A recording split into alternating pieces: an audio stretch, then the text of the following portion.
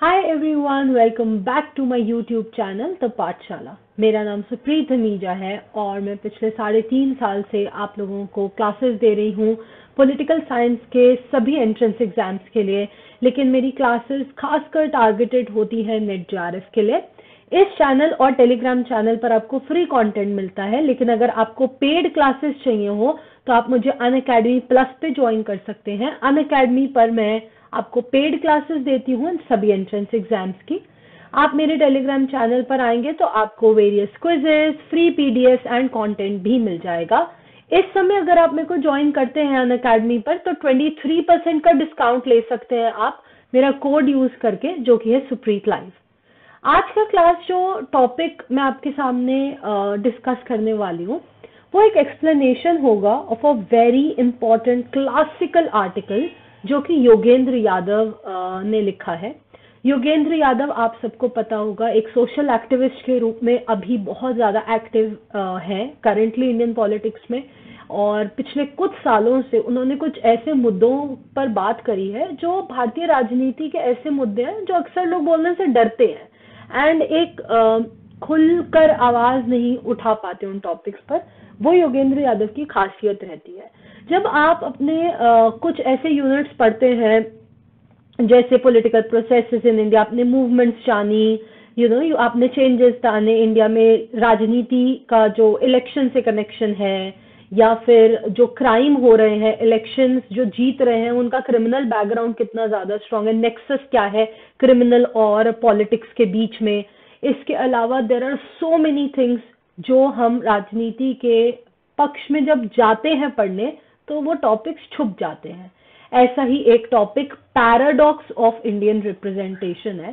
पहले मैं आपको बताती हूँ पैराडॉक्स क्या होता है, ठीक है। अज्यूम करते हैं ये है बंदा ए, ओके, ये वाला पर्सन ए है।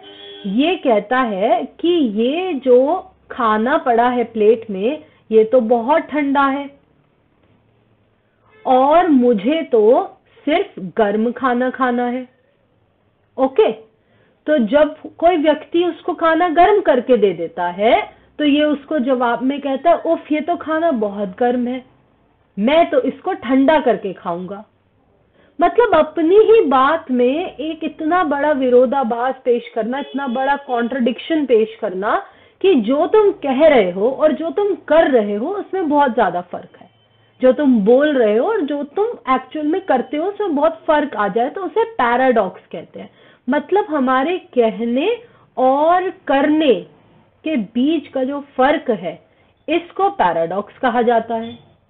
अब ये टॉपिक क्या है कि पैराडॉक्स ऑफ इंडियन रिप्रेजेंटेशन।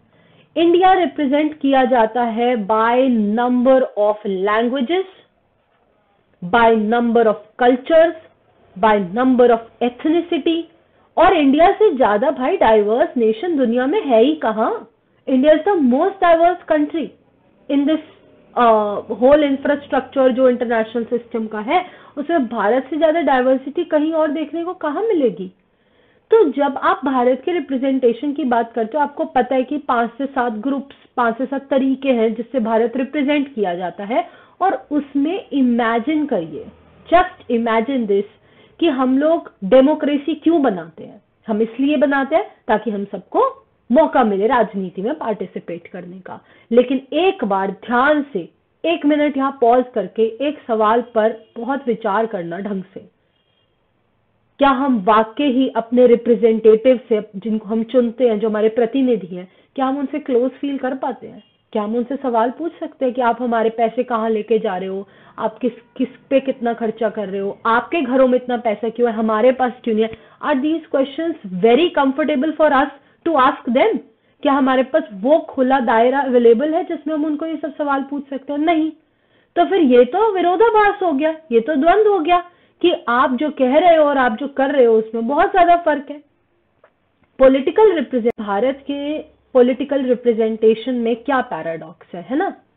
एक तरफ हम इंडिया को कहते हैं दुनिया की लार्जेस्ट डेमोक्रेसी,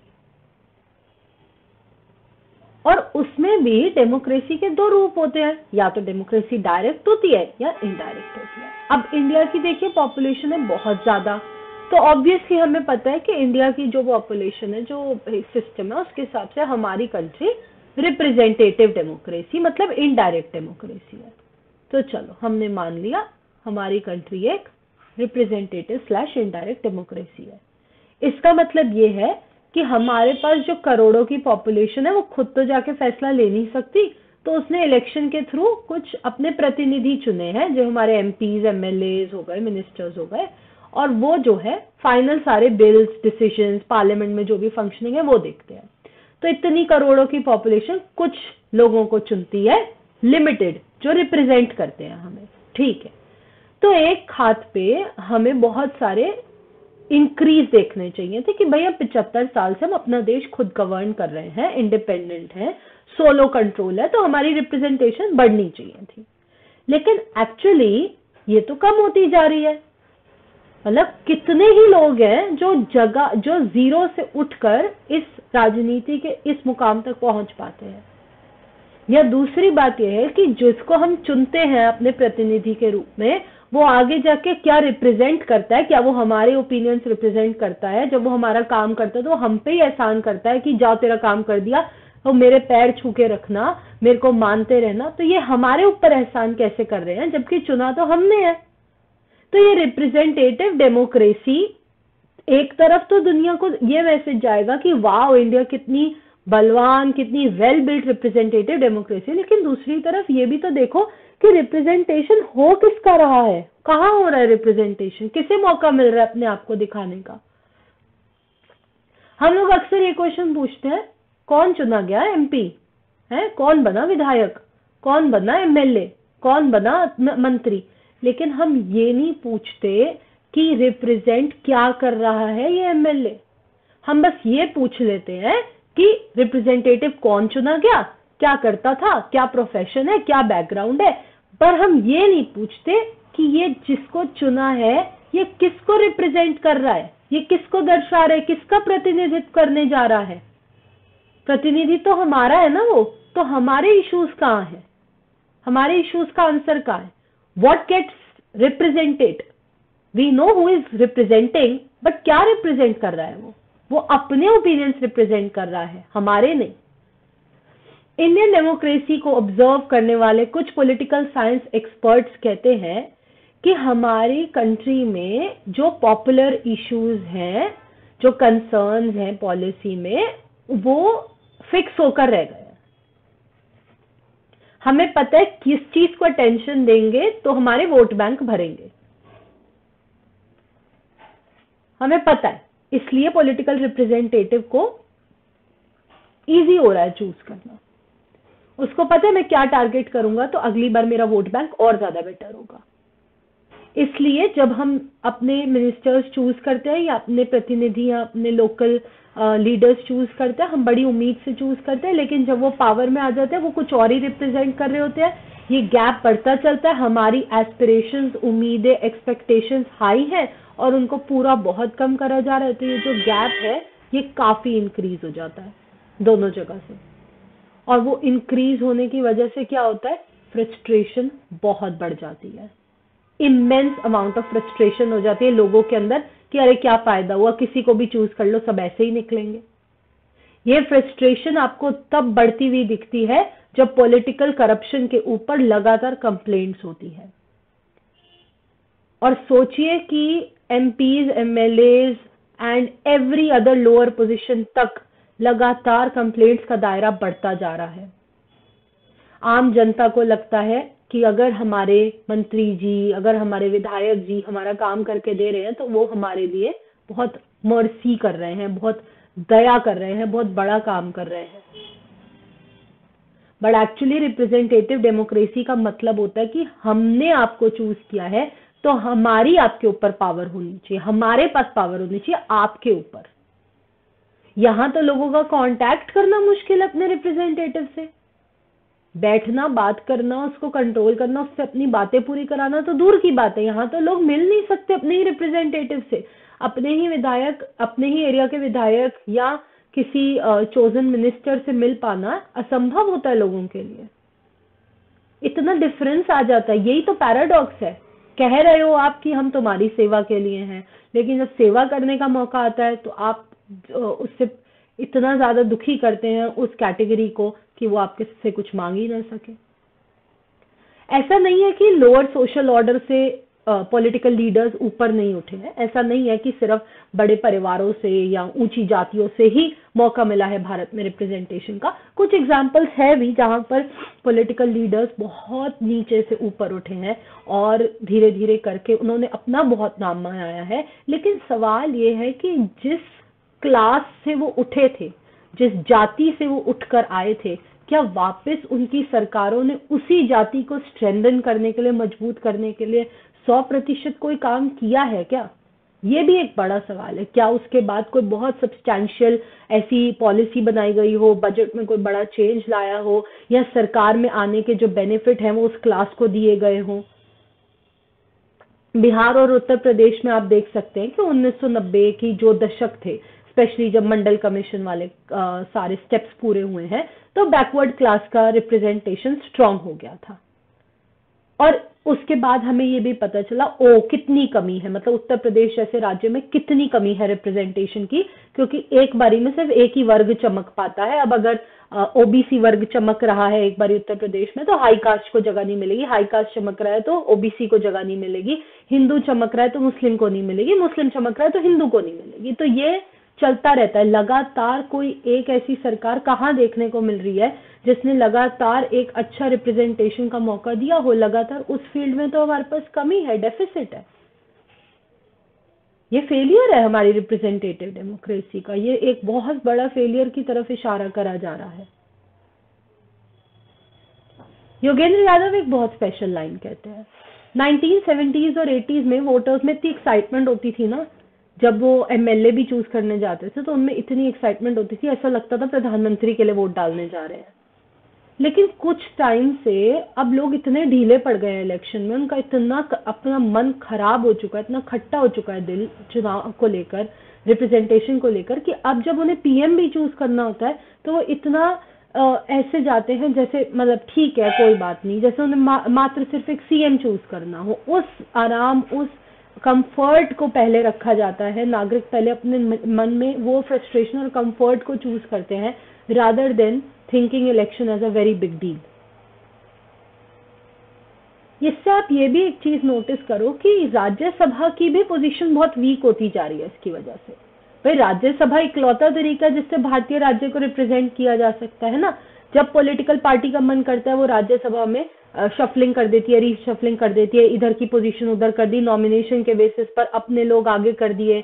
बहुत सारे ऐसे मामले हैं जिसमें जैसे अगर जो सरकार लोकसभा पे रूल कर रही है वो राज्यसभा को अपनी उंगलियों पर चलाना शुरू कर देती है, और फिर राज्यसभा क्या रह जाता है? वो मात्र उस सरकार की कठपुतली बन जाता है, ना कि representation of states. Actually Rajya Sabha का नाम कहता है कि वो राज्यों की सभा है, वो राज्यों को रिप्रेजेंट करने आई है। अब इस वजह से होता क्या जा रहा है, अब लोकसभा एक्चुअली रिप्रेजेंटेशन का एरिया बन गया है रादर देन राज्यसभा। जहां आपको राज्यसभा पे फोकस करना चाहिए था जब आपको स्टेट्स को रिप्रेजेंट करना था। फेडरलिज्म हमारे देश में जब रिप्रेजेंट होता है, क्योंकि हमारे यहाँ पे प्योर फेडरलिज्म है भी नहीं ना, हमारे यहाँ पे पार्शियल फेडरलिज्म है जिसको क्वाजी फेडरल भी कहा जाता है। राज्यसभा को जब हम देखते हैं तो हमें पता चलता है कि हमारे देश में बहुत सारे प्रिंसिपल्स एसिमेट्रिक फेडरलिज्म के हैं, जिसका मतलब क्लियरली ये है दैट बैलेंस शिफ्ट होता जा रहा है। अब मतलब लोकसभा जहां पहले रिस्पॉन्सिबल नहीं होती थी कि उसमें ज्यादा से ज्यादा रिप्रेजेंटेटिव्स आएंगे, वैरायटी होगी, वो अब एक्चुअल फोकस जो है पूरा का पूरा लोकसभा पे शिफ्ट हो गया है, जिसकी वजह से राज्यसभा पे कोई भी ध्यान नहीं देना चाहता। राज्यसभा तो मात्र उसी सरकार की कठपुतली हो जाती है जिसकी एडवांटेज लोकसभा में ऑलरेडी चल रही हो। अब हमारे यहाँ पर एक और बहुत बड़ी चीज ये भी है कि किसी को पड़ी भी नहीं हुई ना रिप्रेजेंटेशन की। जो चल रहा है, जैसे चल रहा है, चलने दो, क्या फर्क पड़ता है? क्या फर्क पड़ता है? हर बार नई सरकार आती है, पुरानी जाती है, नई आती है, but the order does not change. Representation है जो लोअर सोशल ऑर्डर का, वो कहाँ चेंज हो रहा है? हमारे डेमोक्रेट्स, हमारे रिप्रेजेंटेटिव्स ऐसा लगता है खुश हैं जो चल रहा है उससे। वो कुछ इश्यूज तो वो खत्म करना ही नहीं चाहते, क्योंकि अगर वो इश्यूज खत्म हो गए तो फिर फ्यूचर क्या है, फिर राजनीति का फ्यूचर क्या है, फिर क्या करेंगे।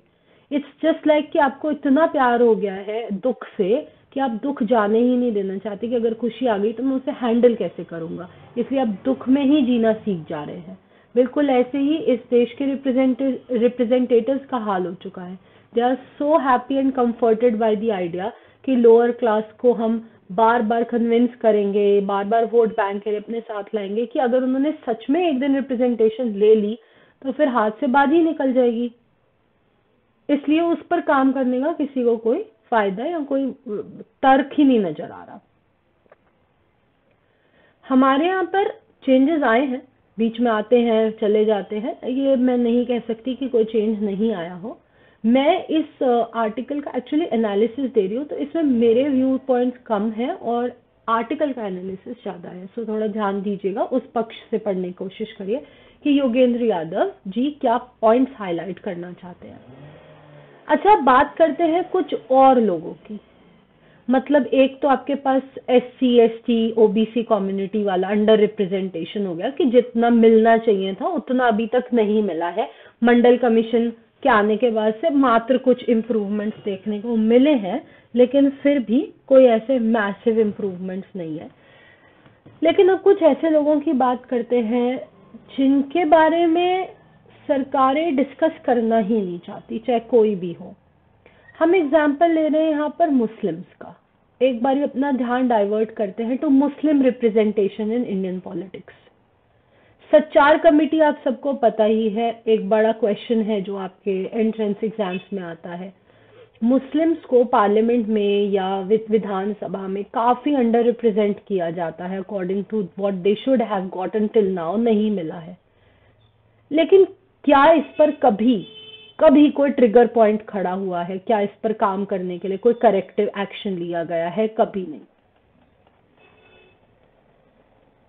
ना तो कोई इस पॉइंट को हाईलाइट करना चाहता है, ना इस पॉइंट का कभी फ्यूचर डिस्कस हुआ है। कास्ट पॉलिटिक्स तो फिर भी एक स्केल अचीव कर चुकी है, लेकिन religious based discrimination is still so underrated कि किसी को एक्चुअली परवाह नहीं है दैट मुस्लिम्स रिप्रेजेंट हो रहे हैं या नहीं, बुद्धिस्ट रिप्रेजेंट हो रहे हैं या नहीं, सिख्स रिप्रेजेंट हो रहे हैं या नहीं। So this is another very big trigger point कि हमारे देश में रिप्रेजेंटेशन कितनी वीक। इसके बाद marginalise section like socially marginalise की बात करते हैं, जिसमें शामिल होती हैं औरतें। सोशली मार्जिनलाइज्ड होने का मतलब होता है कि दुनिया में कई लोगों के लिए तो औरतें एग्जिस्ट भी नहीं करती है, और इंडिया में भी, कि ठीक है क्या राजनीति में क्या काम है, समाज में क्या काम है उनका। तो वो जो एक ये जो आइडिया है जहां पर औरतों का होना एक मार्जिनलाइज्ड रूप प्रेजेंट करता है, वो एक बड़ा सवाल है। Probably last of those questions जो हम रिप्रेजेंटेशन पे ले रहे हैं, कि अगर हम कास्ट बेस्ड डिस्कस करें, रिलीजियस बेस्ड डिस्कस करें, तो अब हमारा काम है सोशल बेस्ड डिस्क्रिमिनेशन को भी डिस्कस करना। विमेन को लेकर रिजर्वेशन में लाए, है ना, लेकिन क्या हुआ उसका रिजल्ट? कोई खास रिजल्ट तो हुआ नहीं है। अच्छा, दूसरा एक और सोशल, जब आप डिफरेंशिएशन की बात करते हैं तो मेन और विमेन का तो चलो एक है ही है बहुत बड़ा कैटेगरी जो हम उठा चुके हैं। एक पुअर रिच कैसे भूल सकते हैं हम? इक्वालिटी इन इक्वालिटी जो नेचुरली इन इक्वालिटी प्रिवेल करती है कि कुछ लोग अमीर है कुछ गरीब है। तो गरीब नापने का भी कौन सा पैमाना है हमारे पार्लियामेंट में या हमारी विधानसभा में? जो लोग आते हैं कैंडिडेट्स, उनको नापने का क्या पैमाना है कि फलाना गरीब बैकग्राउंड से ऊपर आया है या इतने % ऑफ गरीब लोग जो है यहाँ तक पहुंचे हैं? नहीं। जब भी हम कैंडिडेट्स की जो प्रॉपर्टी का एनालिसिस किया जाता है, जब नॉमिनेशन होती है, तो ये नजर आता है कि लेजिस्लेचर में चूज होने वाले, विधानसभा में जाने वाले, लोकसभा में जाने वाले आधे से ज्यादा लोग सुपर रिच कैटेगरी के हैं। तो वो एक ऑलरेडी इतना बड़ा मैसेज है कि सोशली पुअर के लिए तो कोई उस कैटेगरी में जगह है ही नहीं। दूसरी बात यह है कि पुअर करेगा भी कैसे, उसका रिप्रेजेंटेशन करेगा भी कौन? मैं तो अक्सर ये बात पढ़ाते हुए आप लोगों से डिस्कस करती हूँ कि अगर विमेन के इश्यूज हैं तो उस certain women issues can not be handled by men because उसका एक्सपीरियंस नहीं है मेन कैटेगरी के पास। ऐसे ही certain poor issues can not be handled by the rich because rich को पता नहीं है कि वो क्या फीलिंग होती है, वो क्या कनेक्शन होता है, या वो क्या एक एम्पैथेटिक लाइफ है जो पुअर जी रहा है। वो रिच सिर्फ देख के सिंपथाइज कर सकता है बट वो लाइफ जी तो नहीं सकता, एक्सपीरियंस तो नहीं कर सकता। सो अगर लेजिस्लेचर पर इतना रिच सेक्शन डोमिनेट करेगा तो पुअर के राइट्स रिप्रेजेंट होंगे कैसे? अब हर साल इलेक्शन लड़ने के खर्चे इतने बढ़ते जाते हैं, हर साल पॉलिटिकल पार्टी संभालने के खर्चे इतने बढ़ते जाते हैं, वाइट मनी आपको कहीं दिखता नहीं बिकॉज आपको पता है कि ये एक तरीके का सीधा और सीधा ब्लैक मनी का केस है। पुअर तो आप छोड़ ही दो, अगर किसी के पास मतलब थोड़ी बहुत भी अगर जायदाद है वो भी नहीं इलेक्शन लड़ने की सोच सकता। ओनली व्हेन यू हैव इतनी जायदाद कि आपको पीछे मुड़ के देखना ना पड़े कि अच्छा अगर एक बारी कुछ हो भी गया तो चलो कोई नहीं, तो उसी को ही टिकट मिलने का चांस रहता है। बहुत रेयरली ऐसी पार्टीज हैं, कुछ लेफ्टिस्ट पार्टीज हैं, कुछ रेवोल्यूशनरी रेडिकल पार्टीज होती हैं जो देती हैं पुअर को मौका, लेकिन आप ब्रॉडर लेवल की बात करें ना, नेशनल पॉलिटिक्स की, तो ऐसे कोई इंतजाम नहीं है। ऐसे कोई इंतजाम नहीं है कि जिसके पास नहीं है वो कैसे ऊपर तक उठ सकता है। कितनी बार इतनी कमिटीज आए, कितने बार प्रपोजल्स आए कि इलेक्शन पर खर्चे की लिमिट लगे, इलेक्शंस के जो खर्चे हो रहे हैं उस पर एक रेट पास हो जिसकी वजह से हम देख सके कि टोटल क्या खर्चा लगा है, कौन करता है, बॉन्ड्स कौन देता है, सब अननोन है, सब छुपा हुआ है। इवन हमारी पॉलिटिकल पार्टीज आरटीआई के एम्बिट में भी नहीं आती हैं कि हम आरटीआई के थ्रू एक आम नागरिक जो है उनकी फंक्शनिंग निकाल सके। तो फिर आम नागरिक कहाँ जाएगा, वो कैसे पहचानेगा? वो नहीं पहचान सकता और तब तक ये क्वेश्चन एज इट इज हवा में लटके रह जाएंगे। सबसे बड़ा सवाल जो हम एंड में अपने आप से पूछते हैं, ये पार्टीज जो कहती है मैं इसको रिप्रेजेंट कर रहा हूँ, मैं उसको रिप्रेजेंट कर रहा हूँ, मैं ये कर रहा हूँ, मैं वो कर रहा हूँ, वो वाकई किसको रिप्रेजेंट कर रहे हैं? वो कौन है जिसको वो रिप्रेजेंट करते हैं? ऐसा तो नहीं है कि आप किसी फैमिली बैकग्राउंड से आ रहे हैं, किसी पॉलिटिकल बैकग्राउंड से आ रहे हैं तो you will continue representing that family background या पॉलिटिकल बैकग्राउंड। ऐसा तो नहीं है। You keep shifting your focuses, you keep shifting your representations. आपके representations बदलते रहते हैं, चेंज होते रहते हैं। ऐसा तो नहीं कि आप किसानी बैकग्राउंड से आए हैं तो आप सिर्फ किसान की ही मदद कर रहे हैं। तो ये क्वेश्चंस हमारे पास, कुछ बहुत बड़े सवाल हैं भारतीय राजनीति के ऊपर विच रिमेन अनआंसर्ड। हो क्या रहा है, रिप्रेजेंटेशन कहाँ है, ये बहुत बड़ा पैराडॉक्स है। आई होप आप लोगों को योगेंद्र यादव के इस आर्टिकल का एक एनालिसिस सुनकर मजा आया होगा। ऐसे ही और क्लासेस के लिए मेरा चैनल सब्सक्राइब करना मत भूलिएगा। Do keep watching the older videos. अगर आप JRF 2023 की तैयारी कर रहे हैं जो कि फेब मंथ में होने वाला है, मैं आपको ये भी बता दूं कि मेरा क्रैश कोर्स भी शुरू हो रहा है MCQs का, जिसको आप अभी बाय कर सकते हैं 23% डिस्काउंट के साथ। कोड है Supreet live. Thank you so much for